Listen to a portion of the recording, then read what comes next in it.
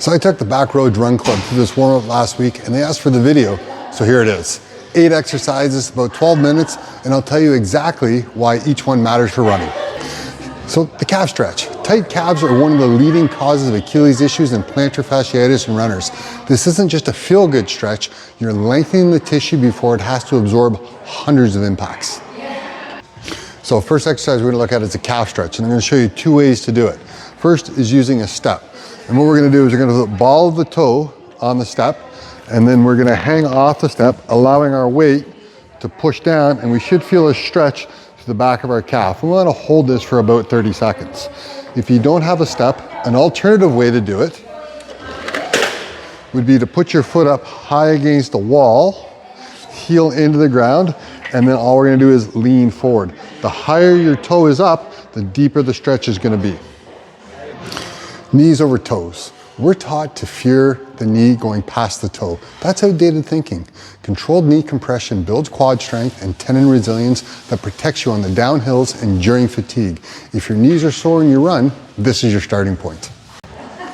So the next exercise we're gonna do is called knees over toes. And what you're gonna do is you're gonna get into a split stance, okay? And we're gonna try and push this knee as far forward over our toes as we can. And what we wanna do is get as much compression in our knee as possible. If your heel comes up, that's fine. We're gonna get that knee forward, then we're gonna push back up, okay? Do that about 8 to 10 times. Now that can be very challenging, so if we wanna scale it or make it a little less challenging, we can always elevate our foot.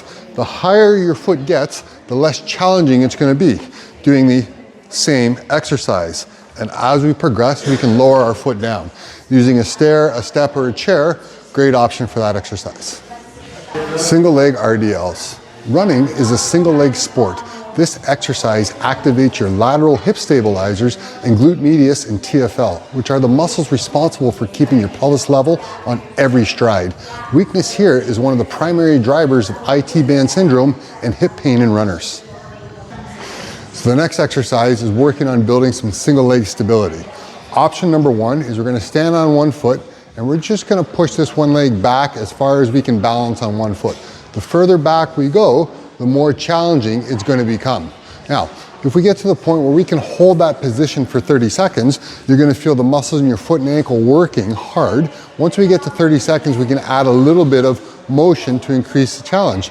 So again, I'm gonna stand on one foot, I'm gonna push this foot back, and then I'm gonna come back forward. I'm gonna try and keep this foot in the air the entire time, meaning as much time on this one foot as possible. Reach back, swing forward. And we wanna get full hip extension as we stand up. And what we'll do is we'll work to get 8 to 10 repetitions each leg.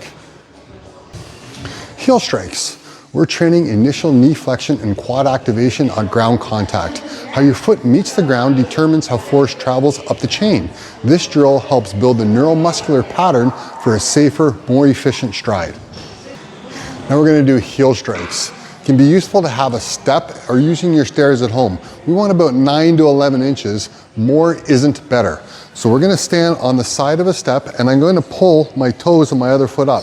I'm gonna keep my chest up nice and tall, keep my shoulders over top of my hips, and all I want to have happen is my knee to go forward, soft touch of my heel on the ground, and then come on back up. What we want to avoid is using our hip. We don't want to send our hips back. What we want to do is have our knee come forward, soft touch on the ground, and then back up. We'll do 8 to 10 repetitions, and with your heel touching the ground, I want you to think you're touching an eggshell. Touch it, don't break it. Hip opener march. Hip mobility directly impacts your stride length and running efficiency. If your hips are restricted, your lower back compensates. Notice you'll also feel your core working here. That's intentional. Next exercise we're gonna do is a hip opener march. We're gonna go forward and backwards. And what we wanna do is lift our leg up to the side and bring it around in as big a range of motion as possible. And as we're lifting up, we should feel a contraction under our ribs as well. And what we'll do is we'll walk forward for about 8 to 10 reps per side, and then we'll go in the opposite direction where we'll come up forward and then open to the side, walking backwards, okay?